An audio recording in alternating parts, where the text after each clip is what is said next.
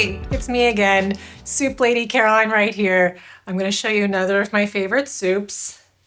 It's one also from my first soup book with a ton of herbs in it, so you know it's going to be great. It's my Moroccan garden vegetable soup.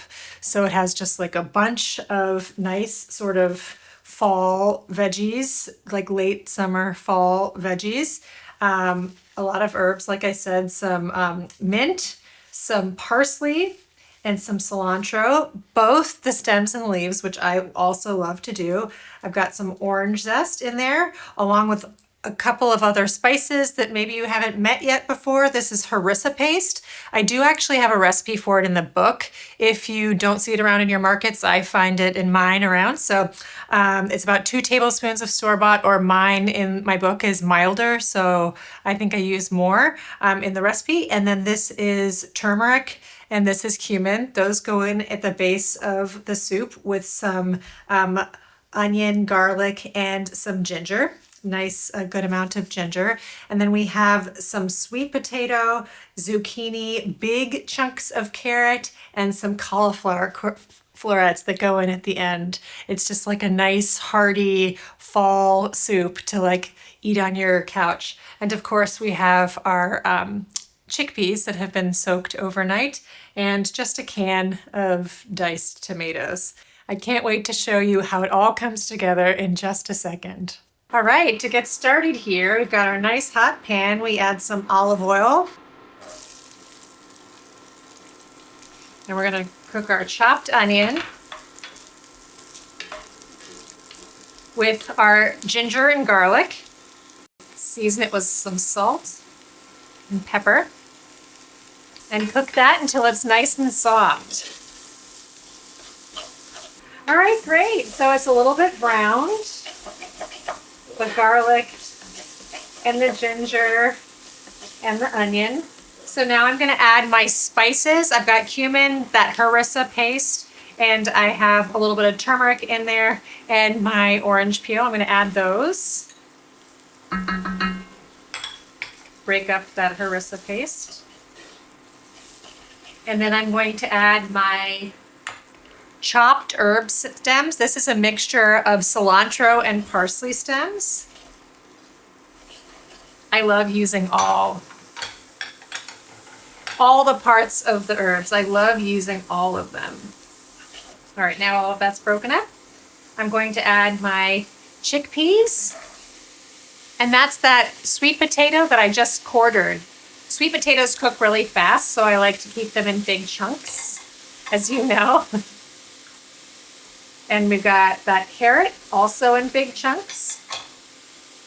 Now here we have our can of tomatoes. And then all we do now is add our water. I'm gonna season it with some salt, since we just added all that water.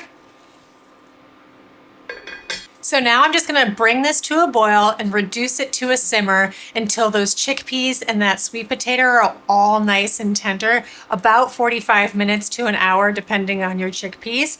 And then we'll just finish the flavors with the fresh herbs and some lemon juice. Okay, so this has been simmering away nicely. It seems like all the flavors have blended because the broth has turned a beautiful glossy color with those tomatoes. And these potatoes, I can tell, they're easy to break apart. That's the goal. And now in the last few minutes of cooking, or you can do what I've done with like pasta or other times I add zucchini, just because these are such quick cooking vegetables, you can add them and simmer them for a few minutes, or you can turn off the heat entirely and just let it stand for about 20 minutes in this very hot soup. Either one works really well. I make the decision of like either when I'm going to serve it or how the leftovers are going to be, because that residual cooking time of the soup cooling down with these vegetables in it will soften them up enough, because we're really just looking for them to be crisp tender. But this is how our chunky vegetable soup gets nice and chunky. I love this one so much, and the flavors are all so delicious. So I've added my zucchini, my squash, and my cauliflower florets. And then here I'm going to add the remainder of those. This is all of the chopped herbs. We have mint, cilantro, and parsley leaves from one small bunch of each. I didn't use the mint stems because those don't really soften up much. They're kind of like little twigs. So I'm just going to stir that in. I'm just going to let this stand. I'll cover it and let it stand for a few minutes just to soften up those veggies. All right, so let's see what we're working with here. Ah, it looks so good. All right, so the easiest way to tell how done your zucchini is, and again, you could do this whether you were simmering it at the last few minutes of the cook time, or see, I actually like it like this when the knife went in easily, but it still stays on. That tells me that it's still a little bit crisp because, you know, it'll continue to soften as it sits there. Whether that's like on your stove as you're plating it up for your family or friends, or like you're setting it aside and putting it in containers to cool in your refrigerator for your freezer. Either way, they'll still keep cooking as the soup is hot. But what I'm gonna do now is I'm gonna give it a taste to see what else it needs. We're gonna add this last, we have a tablespoon of lemon juice, which really brightens it up. And it pairs nicely because remember we had that orange zest in there. It has this like beautiful citrus flair.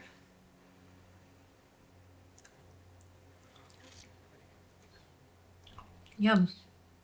I could use a little more salt.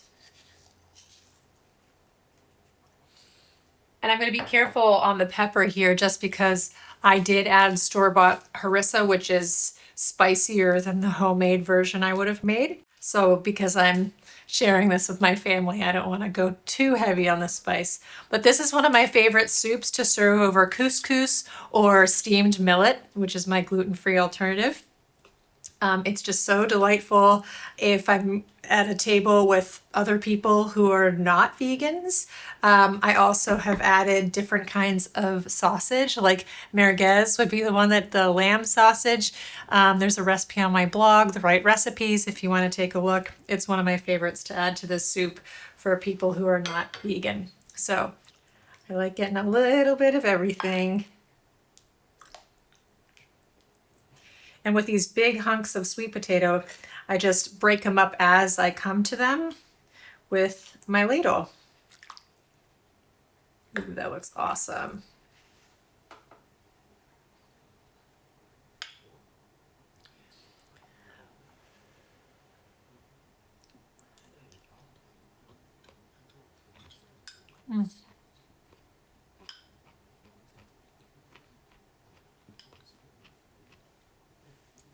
Delicious. This recipe is from my first soup book, Soup Club, on page 19. And I'm so excited that I got to share it with you today. Thanks for stopping by, and follow me at Slurp Soup Club on Instagram so you'll be able to see what recipe I'll be teaching you. These videos drop on Sunday. All week I'm talking about this soup. So I hope you'll find me there and you'll come back here next week for my next recipes on Soup Club at Home. Thanks so much for joining me.